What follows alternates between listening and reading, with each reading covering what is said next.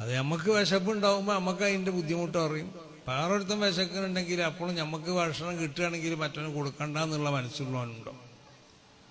അപ്പോൾ വിശപ്പ് എങ്ങനെയാണെന്നുള്ളത് മനസ്സിലാക്കാൻ വേണ്ടിയല്ല. ചില ആളുകൾ ഇപ്പോൾ മനസ്സിലാക്കിയത് എന്താ, നോമ്പ് വെൽക്കണം എന്തിനാന്ന് ചോദിച്ചാൽ ചില ആളുകൾ പറഞ്ഞത് പ്രമേയത്തിനൊക്കെ കുറച്ച് സുഖം ഉണ്ടാവും. അത് പ്രമേയത്തിൻ്റെ സുഖം തന്നെ ഉണ്ടാവുള്ളൂ. ആഖിറത്ത് ചെല്ലുമ്പോൾ വലിയ വട്ടപൂജ ഉണ്ടാവും, വേറെ ഒന്നും ഉണ്ടാവില്ല.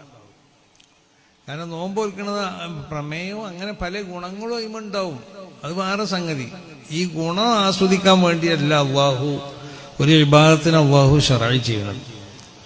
അള്ളാഹു ശറഈ ചെയ്യുന്നത്, അള്ളാഹു നോമ്പിനെ ശറഈ ചെയ്തു മുഅ്മിനീങ്ങൾക്ക് ഈമാൻ ഉണ്ടായി തീർന്നാൽ പിന്നെ ആ ഈമാനിനെ വളർത്തി വികസിപ്പിച്ചെടുക്കാൻ ആവശ്യമാവുന്ന പ്രവർത്തികൾ നിങ്ങളിൽ നിന്നുണ്ടാവണം. അതിൽപ്പെട്ട ഒന്നാണ് വിശുദ്ധമാവുന്നതായ ഈ റമദാൻ.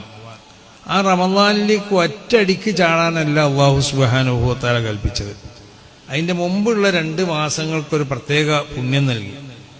എന്നിട്ട് ആ മാസത്തിലെ ഇബാദത്തുകളോട് മുമ്പുള്ള മാസങ്ങളെക്കാൾ വർദ്ധിപ്പിക്കാൻ, അതാണ് അല്ലാഹുമ്മ ബാരിക് ഫീ റജബിൻ വ ശഅബാൻ എന്നൊക്കെ ദ്വാരക്കണത്. റജബിലും ശഅബാനിലൊക്കെ ബർക്കത്ത് ചെയ്യുമെന്ന് പറഞ്ഞാൽ ഇബാദത്തുകളെ കൊണ്ട് ഈ മാസങ്ങളൊക്കെ ധന്യമാക്കാനുള്ളതായ അതിനുള്ള എല്ലാ സൗകര്യങ്ങളും പഠിച്ച തമ്പുരാനെ ഞങ്ങൾക്ക് ഈ ഉണ്ടാക്കി തരണേന്നാണ്. അപ്പം റജബിലും ഷഅബാനിലും നമ്മളെ ഈമാനിനെ ഒന്നും കൂടി ഇങ്ങനെ അതിനെ പ്രകാശിപ്പിക്കാൻ ആവശ്യമാവുന്ന പ്രവർത്തനങ്ങൾ നടത്തി റമദാനോടുകൂടി ആ പ്രവർത്തനങ്ങളെ പൂർത്തിയാക്കി ഈമാൻ വളർത്തിയെടുക്കുക.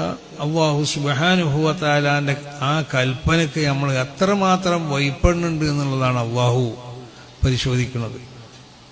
അനുവദിക്കപ്പെട്ട പലതും ഒരു പ്രത്യേക സമയം മുതൽ പ്രത്യേക സമയം വരെ അള്ളാഹു നിരോധിച്ചു. ഇപ്പൊ ഭക്ഷണം നമ്മൾക്കൊക്കെ ഒരു ആഗ്രഹമുള്ളതാണ്. ഒരു മനുഷ്യ ജീവനുള്ള ഏതൊരു വസ്തുവാണെങ്കിലും ആ വസ്തുവിനിക്ക് ഭക്ഷണത്തിലേക്ക് ആഗ്രഹം ഉണ്ടാവും. അപ്പൊ നമ്മളെ തബഈയായ നിലക്ക് ശരീരത്തിനിക്ക് പ്രകൃതി ആവശ്യപ്പെടുന്ന ഒരു സംഗതിയാണ് ഭക്ഷണം എന്നുള്ളത്. അതിനെ പിടിച്ചിക്കാത്തതുകൊണ്ട് അല്ലാഹു സുബ്ഹാനഹു വ തആലക്ക് എത്രമാത്രം നമ്മൾ വഴിപ്പെടുന്നുണ്ട് എന്നുള്ളത് പരിശോധിക്കുകയാണ്. ഒന്ന്, ഭക്ഷണം കഴിച്ചു കഴിയുമ്പോൾ മനുഷ്യനിക്ക് ഉണ്ടാവുന്ന പല ആഗ്രഹങ്ങളുണ്ടാവും. അതിൽ നിന്നുള്ള പല ആഗ്രഹങ്ങളും അല്ലാഹു സുബ്ഹാനഹു വ തആല ആ പ്രത്യേകമായ സമയത്ത് നിരോധിച്ചിരിക്കുകയാണ്. അതെന്താ കാരണം?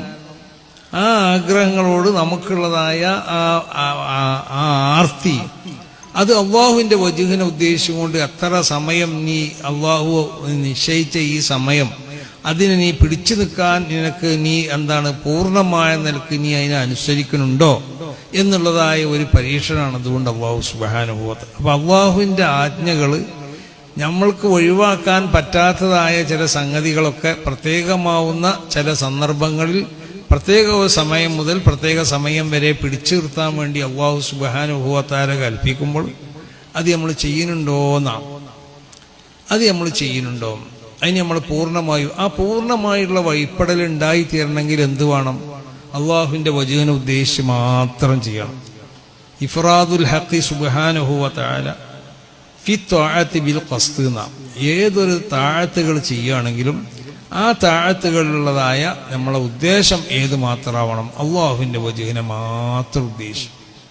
അപ്പോൾ പ്രമേയം സുഖമാവും, മറ്റുള്ള രോഗങ്ങൾക്ക് സുഖമാവും, കാലിൻ്റെ മുട്ടിൻ്റെ വേദനയ്ക്കൊന്ന് സുഖം ഉണ്ടാവും എന്നൊക്കെ വിചാരിച്ച് നോമ്പ് പറ്റാൻ അതൊക്കെ കിട്ടും. കാലിൻ്റെ മുട്ടിന് വേദന സുഖം ഉണ്ടാവും, പ്രമേയം കുറച്ച് കുറയും, അതൊക്കെ ഉണ്ടാവും.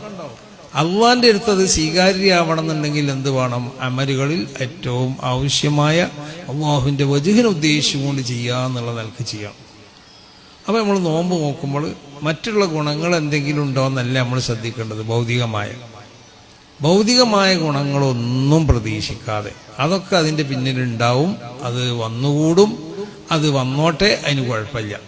അള്ളാഹുവിൻ്റെ വജുഹിനെ മാത്രം ഉദ്ദേശിച്ചുകൊണ്ടിട്ട് ഇതുപോലുള്ള എല്ലാ ഇബാദത്തുകളെയും ചെയ്യാൻ വേണ്ടിയിട്ട് നമ്മൾ ശ്രമിക്കാം.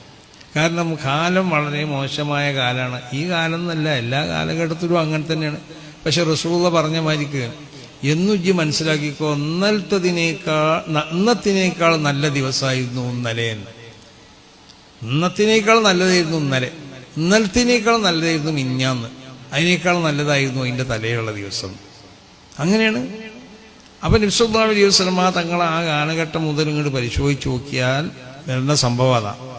ഓരോ ദിവസവും അതിൻ്റെ പിറ്റേത്തെ ദിവസത്തിനേക്കാൾ നല്ല ദിവസമായിരിക്കും.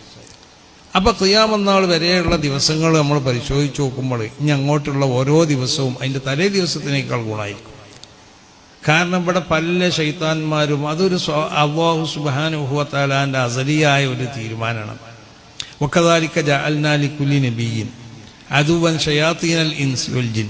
ജിന്ന് ഇൻസിൽ നിന്നുള്ള ശൈത്താന്മാരെ ഓരോ നബിമാർക്കും അതങ്ങനെയാണ്. എല്ലാ നബിമാരും ഇവിടെ പ്രബോധനം ചെയ്തിട്ടുണ്ട് ഈ വിശുദ്ധമായ ദീനാണ്, ഇസ്ലാം ദീനാണ്. അത് മഹാനാവുന്ന നബി സല്ലല്ലാഹു അലൈഹി വസല്ലമ തങ്ങളോട് കൂടി അല്ലാഹു സുബ്ഹാനഹു വ തആല അതിനെ പരിപൂർണമാക്കി തന്നു. നബിക്ക് ശേഷം മറ്റൊരു അമ്പിയാക്കന്മാർ ഇവിടെ വരേണ്ട ഒരു ആവശ്യം ഉണ്ടായില്ല. അൽയൗമ അക്മൽതു ലക്കും ദീനക്കും, ദീൻ അല്ലാഹു സുബ്ഹാനഹു വ തആല പൂർത്തിയാക്കി. ആ ദീനിനെ പൂർത്തിയാക്കിയെന്ന മങ്കുള്ള അമ്പിയാക്കന്മാർ ഇവിടെ പ്രബോധനം ചെയ്ത ആ ദീനിനെ അല്ലാഹു സുബ്ഹാനഹു വ തആല ഇവിടെ പൂർത്തിയാക്കി തന്നു. ഇനി ദീനിലേക്ക് എന്താവേണ്ട ആവശ്യമില്ല. ദീനിലേക്ക് ആവശ്യമാവുന്ന ഒരു വഹി എനിക്ക് ഇവിടെ ആവശ്യമില്ല. വഹി വരാതെ തന്നെ ദീനിനെ ഇനി മനസ്സിലാക്കാനുള്ള എല്ലാ സംഗതികളും അല്ലാഹു നടത്തിയിട്ടുണ്ട്. പക്ഷേ നബി സല്ലല്ലാഹു അലൈഹി വസല്ലമ തങ്ങളിൽ നിന്നുള്ള ഉമ്മത്തിൻ്റെ ആലിമീങ്ങൾ ആ പ്രവൃത്തി നിർവഹിച്ചുകൊണ്ടേയിരിക്കും. അത് ഖിയാമത്ത് നാൾ വരെ നിർവഹിച്ചുകൊണ്ടിരിക്കും. പക്ഷെ അവർ നിർവഹിക്കുമ്പോഴും ഈ ശത്രുക്കൾ അവർക്കുണ്ടാവും, അത് ഉറപ്പ്.